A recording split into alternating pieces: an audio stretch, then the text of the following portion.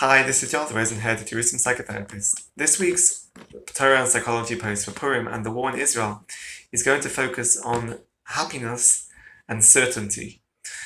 Because as we approach Purim, we're faced with the question, or even the conundrum, of how can we celebrate Purim at this time?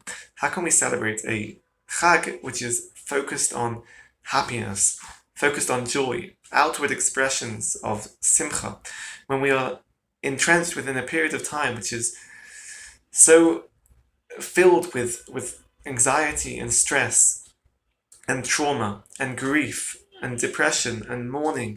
It seems insensitive, certainly incompatible, perhaps, to be able to have this Chag at the time, or to expect from us to be able to celebrate it in an appropriate way, or to be able to celebrate it at all. And there are ways of being able to explain, perhaps from a psychological point of view, how can you have a mixture of emotions, a situation or a time where you are experiencing happiness and sadness at the same time. If we go along the dialectical behavior therapy, the DBT route, which looks at how a person can have two contradictory or opposing thoughts or emotions and hold them at the same time. There's also the literature which looks at how a person experiences grief and is able to find meaning within this experience. That's looking at the meaning-making process. But we have touched on these sort of psychological explanations and guidelines already in previous videos. And I also think that these are ideas that are more beneficial for a person, if we look at the person's individual subjective experience, that is able to understand and take into account, to consider a person's individual and subjective experience and suffering in order to try to help them. And what I would like to do with this video is try to look at it from a more general perspective, to be able to give a more general idea that can be beneficial to most people or to everyone. And that is that we are living in this moment since the war started. And also in terms of being able to contemplate the idea of celebrating Purim, it leaves us with this idea of a feeling of uncertainty. We've been thrown into a life of uncertainty. Whatever was normal and regular before, we were just shocked out of that state of regular structure and stability and certainty. And now we just live a life of uncertainty. When will this war end? When is it going to end? How long is this suffering going to go on for? Certainly for the families that have loved ones who are fighting or who have been taken captive, this question of when will they return? Or unfortunately, there's also the question, and the very difficult question, of will they return? And this is just a life of uncertainty that we are living now. This is the normal state of existence that we are trying to get used to, that we are grappling with. And this is the uncertainty, and the uncertainty, certainly from a psychological perspective, is what breeds a sense of anxiety, a sense of depression, a sense of hopelessness and loss, when you just feel overwhelmed by this uncertainty.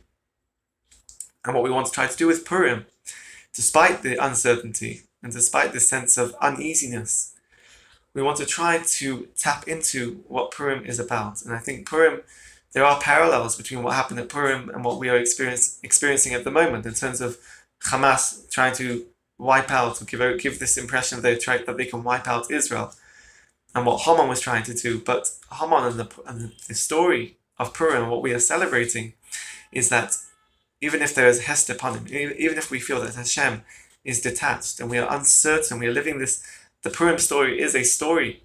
The Megillah is full of this message of uncertainty that becomes clear by the end, once we see the Yeshua, which is what we need to tap into. Although we are living a life of uncertainty at the moment, we want to tap into this belief and this hope that that the celebration of Purim can give us, that we will see a Yeshua, we will see a victory and a salvation at the end. We know that Hashem is always there. Hashem will always be with us. And that can give us a sense of stability. It can be an anchor that we can be certain of this, of that we can be certain that Hashem will be there, and Hashem is going to help us to come out of this victorious at the end. So even if emotionally it seems incompatible, it seems strange to even try to contemplate and even try to celebrate Purim, but the message of Purim is certainly applicable, is certainly appropriate for us at this time. And from a psychological level, in order to avoid this escalation of depression or anxiety that comes out of uncertainty, we need to actually try to focus on try to instill into our lives any sense of certainty, things that we can be certain of. So that means trying to focus on structure. What is going on in the here and now? What is our daily structure? Having people to talk to, being in tune with ourselves, what we are feeling, being able to tap into and connect with the aspects of our lives that we can be certain of, and to create as much certainty as possible in our life.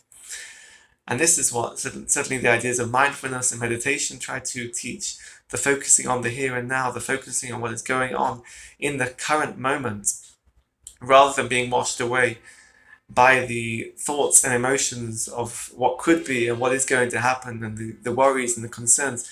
If we focus on the here and now, what we are certain of what is going on in our lives, in this very moment, in the here and now, that is what is able to create this sense of certainty. And from this certainty, we'll be able to, in a way, develop an opening to connect with the sense of simcha and happiness. This is the idea of the combination of certainty and happiness, a sense of peace and stability that we can achieve even in this moment of uncertainty. Have a great Shabbos, Purim Sameach, and keep well.